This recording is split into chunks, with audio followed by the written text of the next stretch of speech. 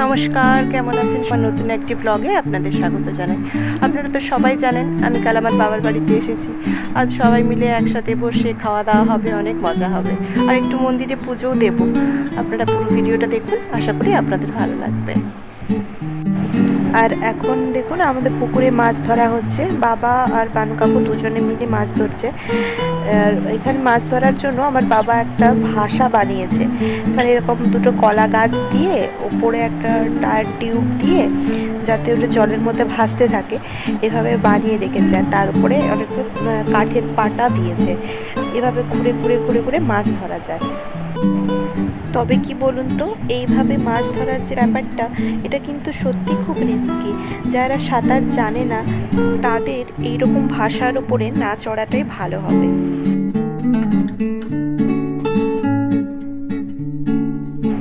আর ওই দেখুন আমার হাজব্যান্ড আর আমার ভাই, ওরা দুজনে জলের মধ্যে থেকে না একটা পাইপ তুলে আনছে। কেন বলুন তো? কারণ এই পাইপের মধ্যে অনেক রকমের জিওল মাছ বাসা করে থাকে। সেই জন্য আমার বাবারই একটু আইডিয়া, মানে জলের মধ্যে এরকম বড় বড় পাইপ ফেলে রেখেছে। এখন তো জিওল মাছ সচরাচর চট করে পাওয়া যায় না, তবে এভাবে পুকুরের মধ্যে পাইপ ফেলে রাখলে আমরা ফ্রেশ যে জিওল মাছটা, যেমন কই, মাগুর, শিঙি, এইরকম মাছগুলো পেতে পারি। দেখা যাক, ওরা নিয়ে আসছে কতগুলো মাছ থাকে। যদিও কিছুদিন আগেই তোলা হয়েছে, মনে হচ্ছে না বেশি থাকবে বলে, তবে দেখা যাক কি আছে। আশেপাশটা একেবারে পুরো ঘাসেই ভরে গেছে, বর্ষার সময় তো। দেখুন মাত্র একটি শিঙি মাছ পড়েছে। যাই হোক, এই যে আমার বাবা মাছ ধরতে প্রচুর ভালোবাসে, খেতে ভালোবাসে না খুব একটা, মাছ ধরতে কিন্তু খুব ভালোবাসে। বিভিন্ন রকমের মাছ ধরার আইডিয়া বাবার কাছ থেকে কিন্তু পাওয়া যায়। এই দেখুন আমার বাবার বানানো ভাষাটা আপনাদের একবার সামনে থেকে দেখাই। আপনাদের যদি মাছ ধরার খুব শখ থাকে তাহলে এই রকম একটা ভাষা একবার বানিয়ে ট্রাই করে দেখতে পারেন। কি কি মাছ পড়লো একবার দেখি। চান করে ফ্রেশ হয়ে চলে এলাম। এবার আমার মা এখানে দেখুন ক্ষীরভোগ বানাচ্ছে ঠাকুরের জন্য। আমরা এই ক্ষীরভোগটি নিয়ে এবার মায়ের মন্দিরে যাব। আমরা পুজো নিয়ে বেরিয়ে পড়েছি, চলুন এবার মন্দিরে যাই।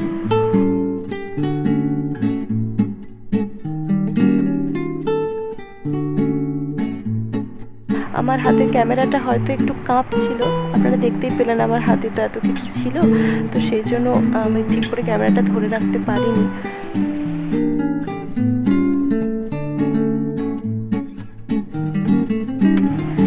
আমরা চলে এলাম মন্দিরে। এই হলো আমাদের শীতলা মায়ের মন্দির। আর এই যে বড় গাছটা দেখতে পাচ্ছেন, এই গাছের ফুল এবং পাতা, বেশি বেশি ফুল সাপের ফোঁড়ার মতো দেখতে হয়। সামনে ফুল তুলে রেখেছে, আপনাদের একবার দেখাবো। চলুন ভেতরে যাই এবার। এই যে মেজো দাদু পুজো করছে আর বাবা একটু হেল্প করছে মেজো দাদুকে, পাশে বসে আছেন। আর এই হলো আমাদের মনসা মা এবং শীতলা মায়ের মূর্তি।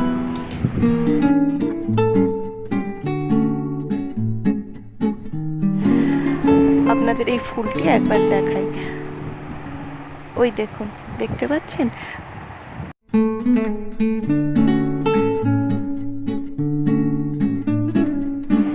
যদি আপনারা এই গাছটির নাম জেনে থাকেন, এই ফুলটির নাম জানেন, তাহলে একবার কমেন্ট করে জানাবেন। আমি পরের ব্লগে আপনাদের সাথে শেয়ার করব এই গাছটির নাম। এই পাশে মা বসে আছে, আর এইদিকে বাবা ডাকছিলেন দাদার মেয়ে আর আমার ছেলেকে অঞ্জলি দেওয়ার জন্য। আমার ছেলে অঞ্জলি দিতে খুব ভালোবাসে, তো আর এই পাশে ঠাম্মা বসে আছে। আর এদিকে আমার হাজব্যান্ড একটু দেরিতেই এলো, তো সেই জন্য ও একটু দেরিতেই অঞ্জলি দিল।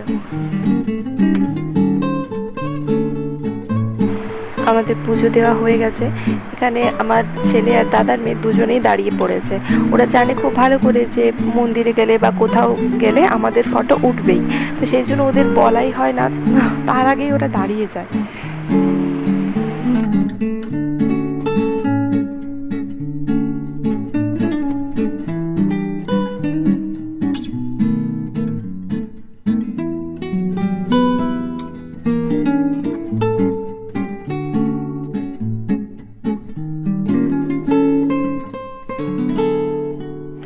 আমাদের পুজো দেওয়া হয়ে এবার চলুন এবার আমরা বাড়ি ফিরে যাই।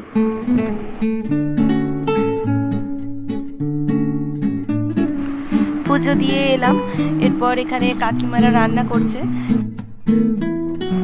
অনেকগুলো রান্না হবে তো তাই দুজন কাকিমা বসেছে। আর আমার এই কাকিমা কুমড়োটা না খুব সুন্দর রান্না করে, সেই জন্য আমি প্রথম থেকেই দেখেছি এই কাকিমা এলেই কুমড়োটা আগে দিয়ে দেওয়া হয় রান্না করার জন্য, আর করেও খুব সুন্দর। আপনারা একবার ভাতের হাঁড়িটা লক্ষ্য করুন, তাহলে বুঝতে পারবেন এই বাড়ির ফ্যামিলি মেম্বার কত হতে পারে। আসলে একদম একান্নবর্তী পরিবার বলতে যা বোঝায় তা হলো আমার এইখানের পরিবার। আর এই পাশে ঠাম্মা দাঁড়িয়ে সব লক্ষ্য নজর করছে, আবার বলছে আমি ঝুড়ি নিয়ে দাঁড়িয়ে আছি। যাই হোক, আমার দাদু মারা গিয়েছে প্রায় 9-10 মাস আগে। আজ দাদুর আত্মার শান্তির জন্য একটু মাসিক শ্রাদ্ধও হবে বাড়িতে। আর এখন রান্নাবান্না সব কমপ্লিট হয়ে গেছে, তারপর সবাই মিলে বসে একটু গল্পগুজব চলছে আর কি। সময় তো সবার সময় সুযোগ হয় না একসাথে বসে গল্প করার, মনের কথা বলার, কিন্তু যখন সবাই বসে তখন যেন কথা ফুরোতেই যায় না। এই সব কিছু মিস তো আমি করি বটেই, আর তার সাথে সাথে আমার মাকে ভীষণভাবে মিস করি। আর এইখানে আমার দাদুর মাসিক শ্রাদ্ধ চলছে। এই যে আমার দাদু, মনটা খারাপ হয়ে যায় মাঝে মাঝে, মানুষ মারা গেলে তো আর কোনোদিন ফিরে আসে না। এবার দাদু ঠাম্মা এদের ভালোবাসা স্নেহ সবসময় একটু আলাদা রকমেরই হয়, তাই না বলুন?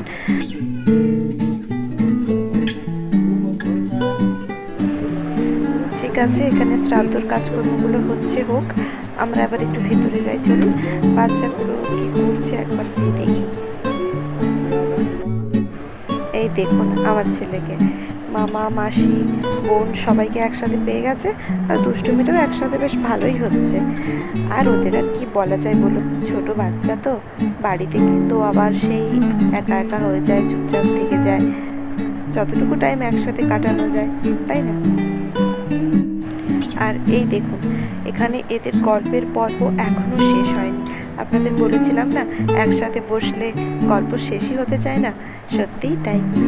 আর ঠিক আছে, এরা গল্প করছে করুক, আপনাদের তার মধ্যে একটু টুক করে আজকের মেনুটা শেয়ার করে দিই। এখানে প্রথমে রয়েছে পটল ভাজা আর কুঁদরি ভাজা, আর তার নিচে রয়েছে ডাল, আর তারপর এই পাশে রয়েছে ঝিঙে আলু পোস্ত, আর তারপর এই পাশে রয়েছে, আর এখানে রয়েছে আলু পটলের কালারটা খুব সুন্দর এসছে, গন্ধটাও খুব সুন্দর বেরোচ্ছে। আর এই পাশে রয়েছে কাকিমার স্পেশাল কুমড়ো, যেটা আমরা খুব ভালোবাসি। আর এখানে রয়েছে আমের চাটনি, আর মাছটা এখনো আসেনি, এই নিয়ে এসছে কাকিমা বাচ্চাদের মাছ। এবার সবাই খাওয়া দাওয়া করছে, সবাই খেতে বসে গেছে। যতজন দেখছেন খাচ্ছে এটা যথেষ্ট কম, আরও এখনও 10-12 জন মতো বাড়ির বাইরে রয়েছে, তারা এখনও আসেনি। আসলে সবাইকে একসাথে নিতে পারলে ভালো হতো ক্যামেরাতে, সবাইকে তো একসাথে নেওয়া সম্ভব হচ্ছিল না।